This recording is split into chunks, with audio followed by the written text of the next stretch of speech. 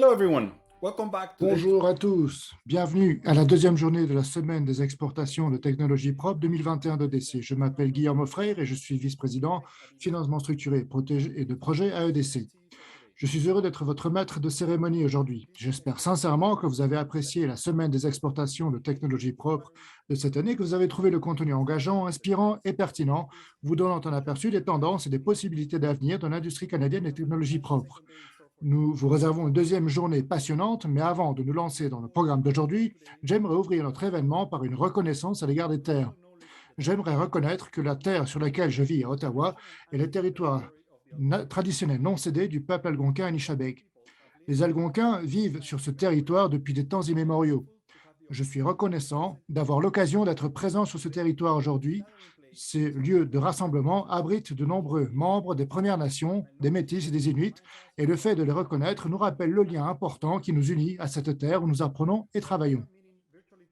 Bien que nous nous réunissons virtuellement aujourd'hui, je vous encourage à prendre un moment pour réfléchir aux terres où vous vous sentez chez vous et à la responsabilité que nous partageons tous en matière de réconciliation. Pour ceux d'entre vous qui ont écouté hier, vous avez pu voir mon collègue Dan Mancuso présenter les étoiles de l'exportation 2021. Encore une fois, félicitations à Green Mantra Recycling Technology, Expertise Solutions et Terramera. Aujourd'hui, j'ai le grand privilège de vous présenter les premiers lauréats 2021 des prix Wants to Watch d'EDC. Chaque année, EDC sélectionne 2 entreprises qui font preuve d'une grande promesse en matière d'innovation, de croissance, pour être sélectionnées comme Wants to Watch. Nous voulons ainsi attirer l'attention sur les entreprises canadiennes de technologie propre qui donnent l'exemple et présentent un grand potentiel de croissance. Sans plus tarder, j'ai le plaisir d'annoncer que notre premier lauréat est Empowered Homes Incorporated, ou MISA, de St. John's, en Terre-Neuve-Labrador. Comme vous le verrez dans cette vidéo, MISA produit des thermostats intelligents qui analysent la consommation des utilisateurs et offrent un contrôle à distance complet des systèmes de chauffage et de climatisation résidentielle au moyen d'une seule application mobile. At MISA, we build smart À MISA, thermostats. nous construisons des thermostats intelligents pour aider les propriétaires non seulement à économiser de l'argent sur la facture d'énergie, mais aussi à faire du bien à la planète. Alors, ce qui est différent avec MISA, c'est que nous avons différents types de thermostats intelligents pour différents types de systèmes de chauffage et de refroidissement. Un pour les plaintes chauffantes, un pour le chauffage par le sol et maintenant un pour les climatiseurs. Ce qui est unique avec MISA, c'est qu'en ayant un produit pour chaque solution, nous sommes en mesure de les rassembler dans une seule application MISA afin que vous puissiez avoir une expérience unifiée à la base. MISA concerne l'efficacité énergétique. Nous travaillons sur l'efficacité énergétique. Il s'agit d'aider les propriétaires à réduire la quantité d'énergie qu'ils consomment. Mais cela présente également certains avantages pour les services publics d'électricité qui peuvent ainsi s'assurer qu'ils utilisent l'électricité la plus propre possible. Il y a donc vraiment un double avantage en ce qui concerne l'avantage environnemental. Et EDC est un partenaire pour MISA sur de nombreux fronts. Ça a commencé par une aide telle que l'assurance crédit. Cela nous a aidé à obtenir des garanties sur notre ligne de crédit pour pouvoir procéder à l'achat de stock. Et EDC est également un actionnaire important de MISA et en général, EDC nous a beaucoup aidé à construire notre réseau de personnes avec lesquelles nous pouvons interagir. Donc, EDC a été un soutien dans tous les domaines donc pour MISA. L'avenir pour MISA, cela consiste à construire la meilleure expérience possible en matière de CVC pour les maisons intelligentes. Et nous voulons apporter cela à autant de clients que possible, non seulement au Canada ou aux États-Unis, mais aussi dans d'autres pays. Nous sommes vraiment très enthousiastes à l'idée d'offrir des produits d'efficacité énergétique au plus grand nombre possible de personnes afin de contribuer à la lutte contre le changement climatique. Once again, congratulations. Encore une fois, félicitations à MISA pour avoir été sélectionné parmi les entreprises à surveiller en 2021. Nous sommes impatients de suivre votre croissance et votre succès continu. Notre deuxième lauréat sera annoncé par ma collègue Lynn plus tard dans la journée. Donc, restez à l'écoute. J'aimerais maintenant vous présenter la présidente et chef de la direction d'EDC, Mary Lavery, qui sera notre conférencière principale pour une petite discussion au coin du feu. Depuis son arrivée à Exportation Développement Canada en 2014, Mary a placé les valeurs d'éthique au centre de son approche de leadership. Nommée présidente et chef de la direction d'EDC en 2019, Mary a établi 3 piliers pour son leadership. championne de commerce, responsabilité environnementale, sociale et en matière de gouvernance et inclusion, diversité et équité. Ces valeurs constituent la pièce maîtresse de son programme d'activité et celui d'EDC. Sous sa direction, EDC a poursuivi des objectifs ambitieux, réalisant une forte croissance et aidant davantage d'entreprises canadiennes à faire des affaires sur 200 marchés dans le monde, tout en générant plus de 100 milliards de dollars en commerce et en investissement chaque année. En 2020, EDC est devenu un important contributeur à l'intervention économique COVID-19 du gouvernement du Canada en aidant à fournir des milliards de dollars en liquidités aux entreprises du pays. EDC est également le plus important bailleur de fonds de technologies propres canadiennes et un fier partisan des entreprises appartenant à des femmes et dirigées par des femmes et se classe régulièrement parmi les 100 meilleurs employeurs du Canada. Avant d'entrer à EDC, Meryl a occupé des postes de direction chez Bombardier, où elle a géré une série de grands portefeuilles complexes pendant 16 ans. Elle est titulaire d'un diplôme en gestion et en comptabilité de l'Université du Queen's de Belfast. Elle est membre de l'Institut de Chartered Accountant en Irlande. Elle est également la première femme à occuper le poste de chef de la direction d'EDC au cours de ses 75 ans et plus d'histoire. En 2015, Meryl a vécu une autre étape très fière. Elle est devenue citoyenne canadienne, étant d'origine citoyenne irlandaise. Merci de vous joindre à nous aujourd'hui pour intervenir dans notre conférence principale. Bonjour tout le monde, bienvenue. Merci Guillermo pour votre introduction. J'aimerais remercier notre public d'avoir participé à notre séance d'ouverture de la semaine d'exportation EDC 2021 CleanTech. J'espère sincèrement que vous avez apprécié le contenu, que vous avez profité des options de réseautage virtuel pour entrer en contact avec d'autres participants. Chaque année, nous avons le plaisir d'accueillir un orateur principal. Et cette année, je suis ravi que cet éminent dirigeant se joigne à moi pour une discussion au coin du feu. J'ai donc le grand privilège de vous présenter Marc-André Blanchard. En tant que vice-président exécutif et responsable du CDPQ Global, Marc-André est responsable du CDPQ à 3 principales opérations régionales à l'extérieur du Canada, aux États-Unis, en Amérique latine, en Europe et en Asie-Pacifique. Il est responsable des bureaux internationaux de CDPQ avec l'objectif de diversifier le portefeuille en adoptant une vision holistique dans l'approche de différents marchés. M. Blanchard possède une solide expérience en tant qu'avocat, ainsi qu'avocat d'affaires en affaires internationales.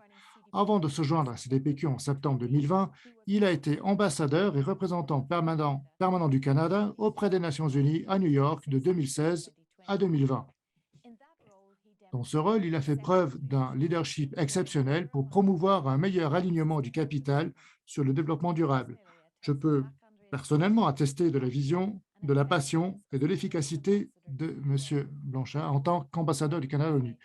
Je dirais sans hésiter qu'il était un excellent ambassadeur qui a servi le Canada et la communauté mondiale. Bien avant son passage à l'ONU, Marc-André était président et chef de la direction de McCarthy Tétrault, l'un des principaux cabinets d'avocats du Canada. Pendant les 20 années où il a travaillé, il a également été associé directeur pour le Québec, avocat plaidant et conseiller stratégique pour les entreprises. En 2016, Canadian Business l'a classé parmi les chefs d'entreprise les plus puissants du Canada. En 2013, Canadian Lawyer l'a classé parmi les 25 avocats les plus influents du pays et Catalyst Canada lui a décerné le prix de reconnaissance des PDG pour son leadership en matière de diversité de genre. Je suis sûr qu'il y a de nombreuses accolades et réalisations que j'ai oublié de mentionner, mais tout cela pour dire que nous sommes très reconnaissants d'être rejoints par un leader aussi remarquable aujourd'hui. Marc-André, bienvenue, c'est un plaisir absolu de vous avoir ici. Merci beaucoup, je suis ravi. Vous avez été vraiment très généreuse dans votre présentation, donc je vous remercie vraiment du fond du cœur. C'est un vrai plaisir. Merci Marc-André. Non, pas du tout. Vous avez tellement d'expérience à partager avec notre public ici aujourd'hui. Je suis vraiment impatient de commencer. Commençons donc par une grande question sur le CDPQ. Tout le monde ne comprend pas forcément l'ampleur ou la portée de ce CDPQ et l'impact que celui-ci peut avoir dans le monde, pas seulement en fait au Québec. Donc, pouvez-vous nous partager avec notre public ce qui se passe à la CDPQ et ce à quoi vous participez? Alors, la CDPQ, c'est une grande institution canadienne, une grande institution québécoise. C'est l'un des plus grands investisseurs institutionnels du Canada. Nous venons de franchir la ligne des 400 milliards de dollars d'actifs sous gestion il y a quelques semaines et nous investissons dans 65 pays. Non, en fait, la beauté de toute cette raison pour laquelle je dis que je suis si fier du CDPQ, c'est qu'en fait, je crois que c'est vraiment une institution unique pour cette raison, parce qu'elle a 2 mandats. Le premier mandat est le retour aux déposants et le mandat conjoint. Le deuxième mandat, c'est que alors, pour soutenir et aider CIS au développement économique du Québec, nous avons donc ce magnifique double mandat qui, en fait, a été absolument essentiel et fondamental pour tout ce que nous faisons. Il y a une grande fierté à s'assurer que nous performons très bien des deux côtés. Nous avons plus de 40, enfin autour de 3 déposants qui représentent certaines des agences du gouvernement du Québec. Donc, ce n'est pas seulement de l'argent pour la retraite, il s'agit aussi d'argent pour d'autres agences gouvernementales. Et nous sommes investis dans 65 pays, dans toutes les catégories d'actifs que l'on retrouve chez les investisseurs institutionnels. Donc, tout ce qui a trait autour du marché boursier, crédit, capital, investissement, infrastructure immobilier. Marc-André, donc votre rôle est nouveau à la CDPQ. Depuis un an, vous n'êtes pas à la CDPQ depuis longtemps, donc que faites-vous spécifiquement à la CDPQ New York? Alors, vous savez, je suis à la CDPQ depuis plus de 50 ans maintenant. Et et de- nous avons, jusqu'à 10 ans, nous avions 2 tiers de nos investissements au Canada et 1 tiers dans le reste du monde. Et maintenant, nos actifs sous gestion ont tellement augmenté que nous devons nous diversifier. Et maintenant, c'est 2 tiers à l'extérieur du Canada et 1 tiers au Canada. Et donc, cela, il est devenu, nous sommes impliqués dans toutes les classes d'actifs à travers le monde. Et toutes ces classes d'actifs, j'ai vraiment pu m'investir à l'international. Mais là où c'est plus récent et nouveau, nous devons nous assurer que pour nos rendements et pour nos déposants, pour le développement social, le développement économique du Québec, nous avons effectivement tiré parti de l'empreinte globale de CDPQ dans le monde. Et c'est essentiellement passer d'une organisation qui a 10 bureaux satellites dans le monde, nous assurer que nous devons maintenant vraiment être une organisation mondiale qui tire parti de chacune de ces divisions. Donc, c'est mon rôle. Mon rôle, c'est de relier les points. Mon rôle, c'est donc de m'assurer que nous avons vraiment les pieds sur terre et sur le terrain, donc dans diverses parties du monde. Nous avons donc 10 bureaux. Nous avons à Singapour, à New York et à Londres, et sont 3 hubs. Chacun couvre des régions. Et donc, évidemment, le bureau de la publicité, celui de Québec et Montréal. Alors, je sais que mon équipe est particulièrement ravie lorsque nous rencontrons votre équipe sur les marchés, sur beaucoup de marchés, et c'est particulièrement excitant de pouvoir vraiment travailler ensemble, comme au sein de cette équipe Canada, l'équipe Québec, et la présence dans certains des pays où nous sommes. C'est vraiment très enthousiasmant. Oui, en fait, nous avons tous besoin d'agir en position de levier les uns les autres dans le monde entier. Les institutions du Canada et du Québec, nous avons tous besoin d'y aller. J'adore ça. Dans mon ancien poste à responsabilité, j'ai fait beaucoup de choses dans ce genre. Vous m'avez beaucoup aidé à représenter le Canada de bien des façons. Et ce n'était pas une surprise. Les pays du monde, les gouvernements mondiaux voulaient vous voir comme le leader de EDC. Ils voulaient voir un représentant d'autres institutions, d'investisseurs institutionnels, comme maintenant le CDPQ. Et donc, c'est le Canada dans le monde entier qui doit être absolument pertinent, qui doit vraiment unir ses forces, et nous devons nous appuyer les uns sur les autres pour alors, je vais vous donner un exemple. Je n'ai jamais pensé que tout ce que je fais pour le CDPQ, j'aide beaucoup vraiment à participer au développement d'affaires, au développement d'opportunités, de partenariats et dans la résolution de certains problèmes. Nous sommes propriétaires, donc nous possédons des actifs sur le long terme. Donc, évidemment, quand vous possédez une infrastructure et un pays, le gouvernement change. Vous savez, la situation évolue, change. Cela représente quelques défis parfois. Donc, moi, j'aide vraiment dans ce domaine où je pensais que je ne passerais pas autant de temps au début.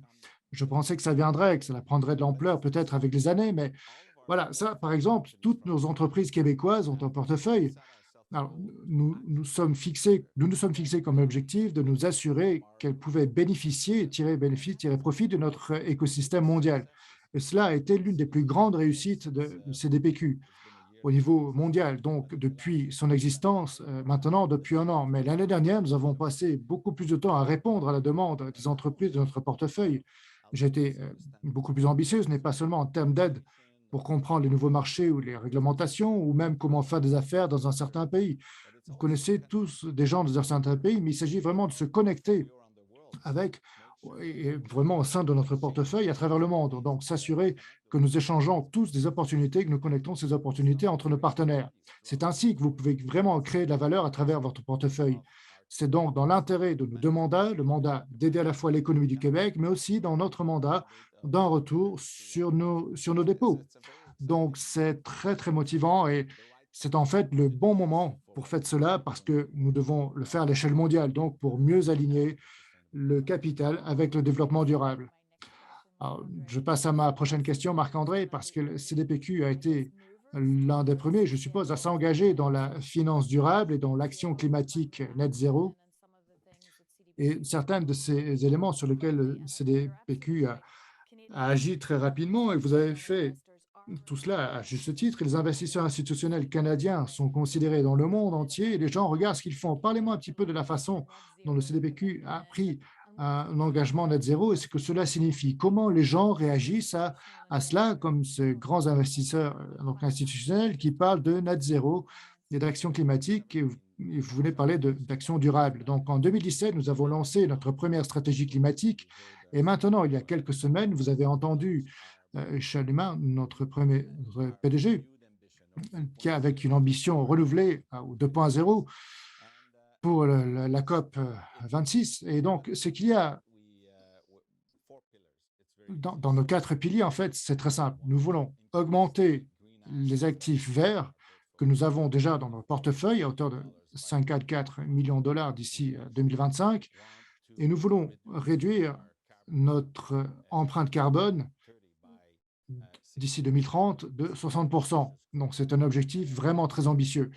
Et puis, nous avons également un pilier, je pense que c'est la partie la plus intéressante de notre nouvelle stratégie 2.0, ce troisième pilier, qui en fait, pour lequel nous avons été le champion du net zéro, mais les objectifs net zéro sont nécessaires et nous devons vraiment poursuivre cet objectif, aller dans ce sens. Mais c'est maintenant le temps de le mettre en œuvre, d'exécuter. Donc, comment arriver d'ici 2035-2052 à un taux net zéro? Tous les biens, les objectifs que nous sommes fixés. Donc, notre troisième pilier, c'est une enveloppe d'environ 10 milliards de dollars que nous voulons consacrer à la décarbonisation des actifs.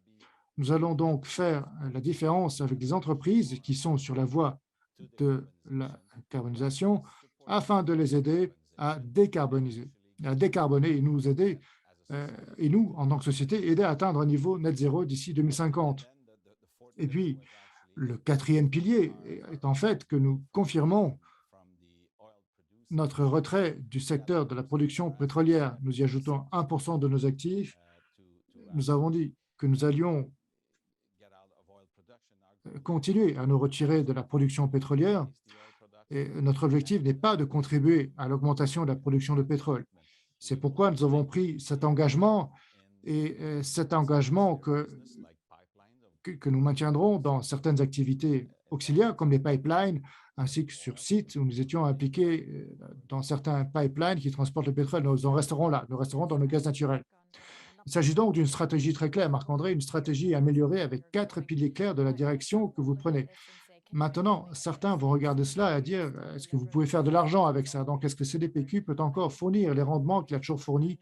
Est-ce qu'il est toujours vert? Et nous avons beaucoup de gens qui écoutent cette discussion, qui sont dans les entreprises, qui fournissent donc des solutions en matière de technologie propre et qui fournissent des produits pour cette transition. Donc, est-ce qu'on peut vraiment faire de l'argent avec ça? Alors, je n'ai aucun doute que on peut vraiment travailler et faire de l'argent avec ça. Je pense que la lutte contre le changement climatique est vraiment une énorme opportunité pour toutes celles et ceux d'entre nous qui s'intéressent aux technologies propres et à la transition. Et je pense que nous n'avons pas le choix autre que de mieux aligner le capital sur le développement durable. Et nous n'avons pas le choix, car, comme l'a dit le secrétaire général des Nations unies, c'est la question de notre temps, de notre actualité. Et je suis totalement d'accord avec lui. Nous le voyons, nous l'avons vu dans l'Ouest cet été avec des incendies en Colombie-Britannique, nous l'avons vu avec les inondations, avec la pluie, nous le voyons partout. Et puis, nous avons une nouvelle génération. Nous avons ce millénaire, donc les consommateurs vraiment l'exigent, le demandent maintenant. Donc, vous avez le besoin en tant que société, vous avez le marché. Et j'ai vu au cours des 5 dernières années un énorme changement social. de ce qui était acceptable est maintenant inacceptable. Et au rythme où nous l'avons fait, je ne pense pas que nous ayons vu cela avant au sein de notre société. Et vous arrivez aux États-Unis, je lisais l'autre jour un rapport, le rapport McKinsey, qui disait qu'un tiers des consommateurs américains boycottent une marque pour des raisons justement liées aux émissions des gaz à effet de serre. Et c'est absolument énorme. Et maintenant, si vous regardez le secteur des services financiers, vous voyez, il y a une telle demande de la part des investisseurs, que vous soyez donc on dit au détail ou même si vous êtes au niveau consommateur institutionnel, il y a vraiment une grosse demande pour des investissements verts et des actifs verts. Et cela crée vraiment une énorme demande. Alors la question est là, comment allons-nous créer une augmentation euh, des prix et de la valeur? Je pense que cela doit être calibré et géré au fil des ans. Mais c'est la raison pour laquelle nous devons vraiment faire les choses différemment. Je pense que c'est une chose à laquelle nous n'avons pas été confrontés. Un changement dans l'économie ainsi, c'est ce que nous devons faire.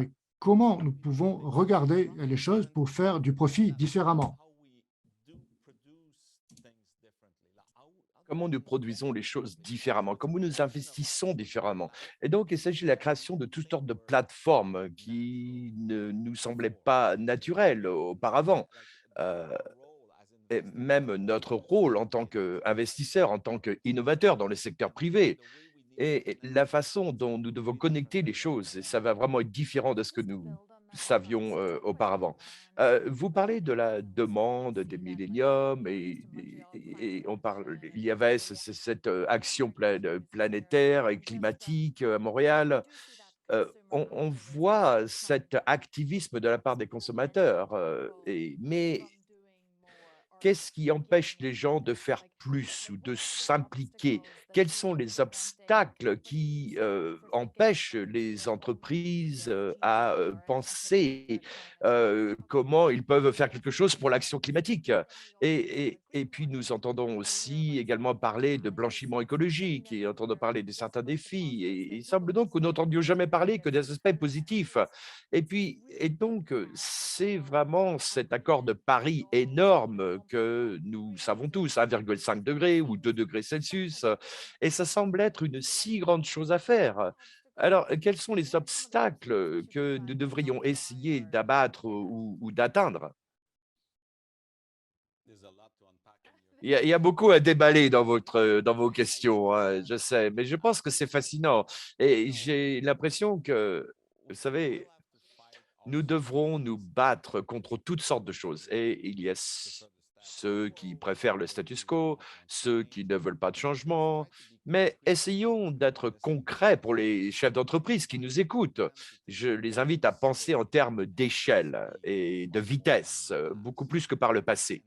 Et c'est pourquoi ce que mon idée de plateforme est, eh bien, nous avons besoin de plateformes comme nous avons besoin de clusters, de noyaux. Vous savez, il y avait un cluster à Harvard qui parlait dans les années 80 de cluster industriel. Et nous avons créé quelques-uns au Québec, quelques-uns au Canada, mais nous devons revenir à ce modèle, à la construction de communautés d'acteurs et d'institutions comme DC et CDPQ.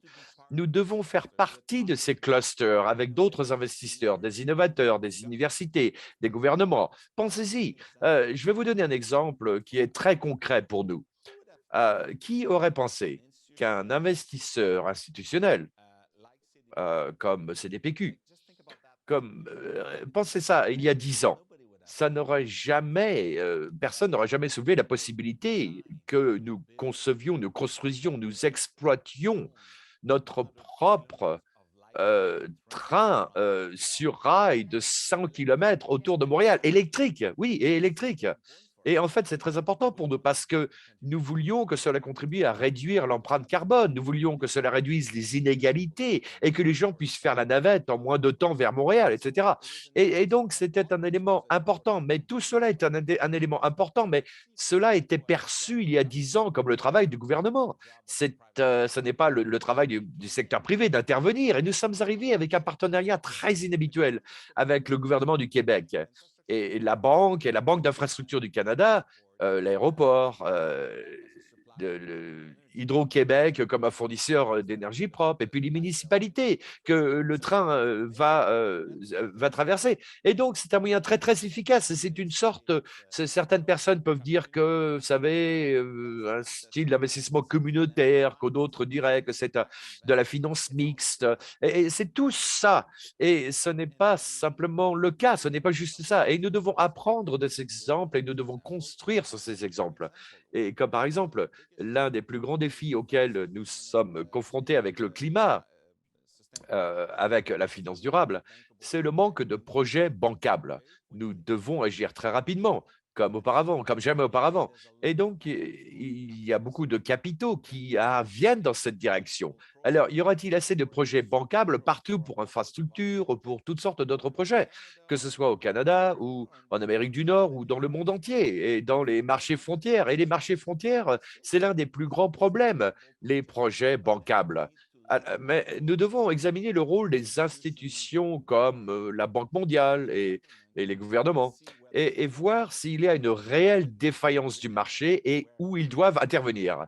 Et puis ensuite, le capital privé peut rentrer en jeu et il y a des risques que le capital privé ne peut pas prendre. Nous devons alors nous assurer que l'équation du retour sur risque est respectée. Vous auriez peut-être besoin de nouveaux instruments. Et je pense que la bonne chose est que le monde du financement est très créatif. Et donc, ça va vite de ce côté-là. Parfois, je trouve que du côté légal ou du côté politique, ça ne va pas aussi vite que dans certains coins du monde. Mais nous devons tous nous assurer que nous devons pousser à tous les niveaux, que nous avons tous les pieds du tabouret pour y arriver en même temps. Donc, la collaboration, l'écosystème, l'innovation, comme d'énormes, énormes initiatives pour conduire ce changement. Marc-André, si vous étiez un chef d'entreprise assis avec une entreprise de technologie propre, à quoi devrait-il penser? Devrait-il chercher à obtenir leur projet ou à participer à un projet de CDPQ? Devrait-il travailler en tant qu'industrie? Que pensez-vous qu'il devrait faire pour faire partie de ce mélange de financement privé et gouvernemental qui est nécessaire pour résoudre le problème? Eh bien, je dirais tout ce qui précède et tout ce qui est bon pour vous. Vous devez rester concentré sur votre plan d'affaires et sur ce que vous pouvez, comment vous pouvez vous différencier et regarder ce que vous apportez à la table. Mais n'ayez pas peur. Et souvent, j'entends dire que cette idée va être volée ou comme, par exemple, construire la confiance avec de bons partenaires. Et c'est un nouveau monde, mais nous sommes tous des êtres humains et nous sommes sur cette planète depuis un certain temps et nous connaissons les règles de base, c'est tout. Et donc, les gens me parlent de ma carrière et ils disent ah, cette carrière en tant qu'avocat, puis en tant que PDG d'un cabinet d'avocats, et puis en tant qu'ambassadeur, et puis maintenant en tant qu'investisseur. C'est tellement différent. Mais non, c'est pas si différent que ça. C'est une question de confiance et de relation. Et il s'agit de construire une relation ou de construire de la confiance, car c'est ainsi que vous allez créer ces plateformes et ces partenariats qui sont nécessaires. Et c'est ce que je dis aux entrepreneurs. Ils sont, les mentors sont disponibles partout. Il y a des coachs disponibles. Allez les voir, mais n'allez pas sur leur plate-bande, on va dire.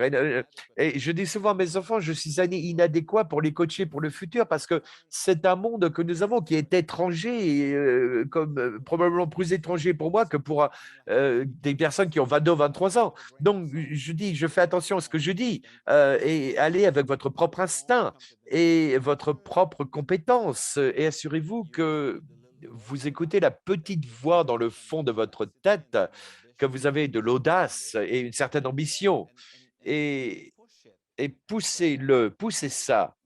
Assurez-vous que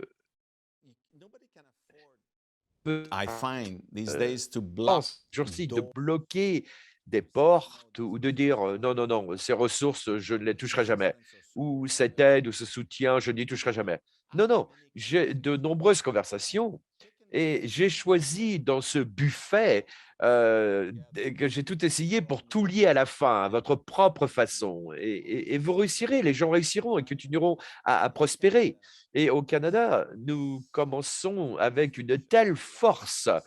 Quel est le succès du Canada? Ce pays l'un des plus prospères au monde. Pourquoi? Parce que nous avons la diversité, mais aussi parce que nous avons la règle de droit, un sujet très ennuyeux, mais c'est tellement essentiel pour tout ce que le monde fait. Et puis ensuite, nous avons des innovateurs, nous avons les universités, et puis nous avons la communauté que le monde corporatif au Québec, à travers Desjardins et d'autres institutions. Et je pourrais continuer encore et encore à travers le pays. Et c'est ce qui nous rend si forts.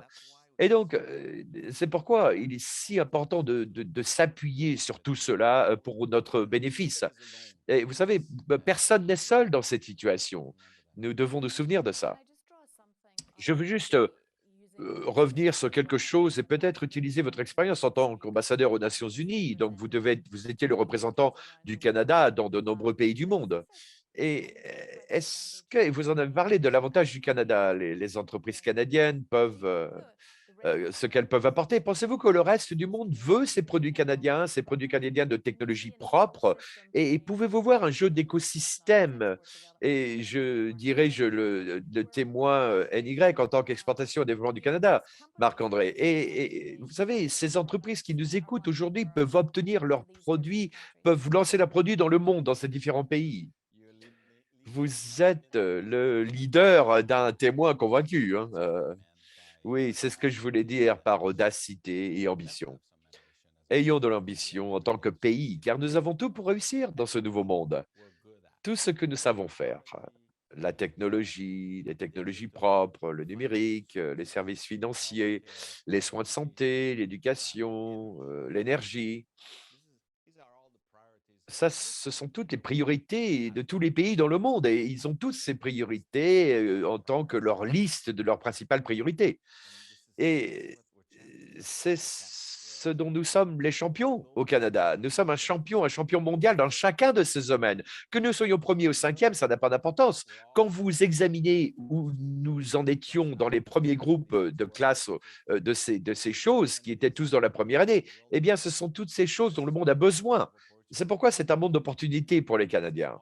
C'est pourquoi quand vous y êtes et vous pensez à votre marché, pensez à l'extérieur de votre propre province, à l'extérieur de leur propre région, de l'Est ou de l'Ouest du Canadien, du centre du Canada, où que vous soyez. Pensez à l'extérieur du Canada et pensez à l'extérieur de l'Amérique du Nord. Et je peux vous dire que mon conseil sur l'exportation et où aller dans le monde, je veux dire que les Canadiens sont les bienvenus partout dans le monde, mais il y a des endroits où nous avons des liens plus forts. Et je vous conseille d'y aller, je l'ai vu. Et bien sûr, nous avons de très bonnes connexions avec l'Europe, parce que pour des raisons historiques, nous avons de grandes connexions avec l'Europe. Eh bien, grâce à la diaspora, nous avons de grandes connexions avec l'Inde et d'autres endroits en Asie du Sud-Est et en Chine, quelques endroits comme ça. Mais pour moi, n'oubliez pas certains marchés comme certaines régions d'Afrique où nous sommes si bien accueillis. Et regardez la croissance et où les villes vont se développer à l'avenir, dans les 30 prochaines années. Regardez où la langue française va se développer. Et la langue française, d'ailleurs, est la langue qui va se développer le plus dans les 30 prochaines années dans le monde, grâce à l'Afrique de l'Ouest. Donc, nous avons un avantage déjà. Et vous savez quoi? Quand vous regardez à l'Afrique, il y a 54 pays en Afrique. Donc, ce n'est pas tout à fait pareil, ils ne sont pas les mêmes. Et certains d'entre eux sont très, on va dire, où il y a de grandes opportunités dans beaucoup de ces pays. Et puis, vous allez en Amérique latine. Et en Amérique latine, ils veulent faire des affaires avec des Canadiens. Ils aiment la marque canadienne. Ils veulent être partenaires avec nous. Et c'est, je pense, vous savez, c'est au-delà des partenariats traditionnels. Le Chili, et oui, le Mexique, bien sûr, à cause de l'accord commercial. Mais il y a la Colombie, il y a Costa Rica qui partagent nos valeurs. Il y a même l'Équateur. Et je sais que la politique de l'Amérique latine est difficile en ce moment. Mais il y a des coins, des endroits où c'est plus stable, c'est plus facile. Alors, comme je vous dis, l'Asie centrale, par exemple, les pays d'Asie centrale, les pays qui se finissent par stan, vous savez, avec l'exception d'Afghanistan, hein, mais comme certains, comme le Kazakhstan, par exemple. Eh bien, je peux vous dire, ce n'est pas pour tout le monde, d'accord? Mais c'est un pays qui regarde le Canada parce qu'ils croient qu'ils ont le même genre de certains des fondamentaux. Et donc, ils sont très ouverts à faire des affaires avec nous dans certains domaines. Et puis, il y a aussi des pays comme la Corée qui cherchent à établir des partenariats avec le Canada. Il y en a donc dans les marchés frontières, dans les marchés à revenus intermédiaires et dans le monde développé. Et donc, ce que je veux dire, c'est qu'il y a des endroits où nous avons plus de pertinence en tant que pays, où nos gouvernements ont de meilleures relations. Et ce sont tout cela des éléments importants pour réduire les risques, parce que ce n'est pas aller sur les marchés frontières n'est pas sans risque, hein. Nous savons que le risque de change, par exemple, de taux de change est réel. Nous savons qu'il y a aussi d'autres risques politiques et les risques des institutions, la corruption, les risques sont là. Donc, vous ne pouvez pas y aller aveuglément et naïvement, mais il y a des moyens pour le faire parce que quand vous vous mettez en partenariat avec un pays, où ODC peut vous aider. Exactement. C'est quelque chose de très important, n'est-ce pas? Et peut-être si je peux rajouter quelque chose, nous avons parlé beaucoup lorsque vous étiez aux Nations Unies, et c'est d'aider à résoudre un problème. Et nous avons eu cette conversation sur les Caraïbes et les petits États insulaires. Et vous voyez où il y a des problèmes d'eau, par exemple, et vous voyez la météo, bien sûr. Mais quand vous solvez un vrai problème, eh bien, l'opportunité est beaucoup plus grande, non pas seulement pour faire des affaires, mais vraiment d'aider un pays. Et je sais que vous êtes un grand défenseur de cela aux Nations Unies. Marc-André, vous avez été extrêmement généreux avec moi et répondu à mes questions. Une dernière pensée à partager avec le public aujourd'hui? Sur ce point, vous avez ouvert la porte sur les Caraïbes. C'est un cas où les Caraïbes sont des frères et des sœurs.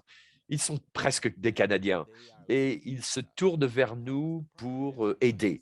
Et le problème, c'est que parfois, c'est l'échelle des projets qui est trop petite ou les difficultés d'accès à des marchés aussi petits. Mais c'est un domaine où il y a beaucoup d'opportunités pour les Canadiens et les entrepreneurs canadiens, les chefs d'entreprise canadiens. Mais il y a des façons de se dérisquer, que ce soit avec les institutions, avec EDC ou avec d'autres institutions, mais aussi avec des partenariats avec certaines personnes. Il y a de très bons exemples. Et je crois fermement que les Canadiens, je crois que notre avenir sera encore meilleur que cette belle vie que nous avons tous en tant que Canadiens. Et nous devons, mais pour cela, pour nos enfants et pour la prochaine génération, nous devons tous être un peu plus ambitieux et nous ouvrir au monde et encore plus que nous l'avons fait. Et je pense que je suis un grand croyant à cette question du changement climatique et aussi la lutte contre les inégalités, qui sont deux opportunités phénoménales pour nous. Et nous avons beaucoup apporté au monde. Et je pense que nos chefs d'entreprise devraient montrer la voie. Marc-André, toujours un plaisir de passer un peu de temps avec vous. Je ne pourrais pas mieux conclure que vous venez de le faire sur l'ambition et les opportunités. Je pense que je vais ajouter quelques autres mots que vous avez mentionnés, comme l'innovation, les relations et l'importance des relations. C'est formidable de vous revoir. Je suis sûr que beaucoup de gens qui nous regardent seront incroyablement inspirés, non seulement par ce que vous avez fait dans votre carrière, mais aussi pour faire ce que CDPQ fait pour aider le Canada et sa marque dans le monde. Merci. Je, je tiens à remercier Emerald et Marc-André pour cette fascinante séance d'ouverture. Comme Marette l'a mentionné, nous étions ravis qu'un leader distingué comme Marc-André se joigne à nous pour partager ses idées sur le secteur de technologie propre au Canada, le rôle de CDPQ, le leadership canadien et les possibilités qu'offre l'économie verte. Nous allons maintenant faire une pause dans la programmation jusqu'à 13h30, heure de l'Est, mais nous reviendrons avec deux autres panels et notre concours annuel de présentation. D'ici là, j'espère que vous continuerez à profiter de la plateforme et vous connecter avec les autres participants. À tout à l'heure.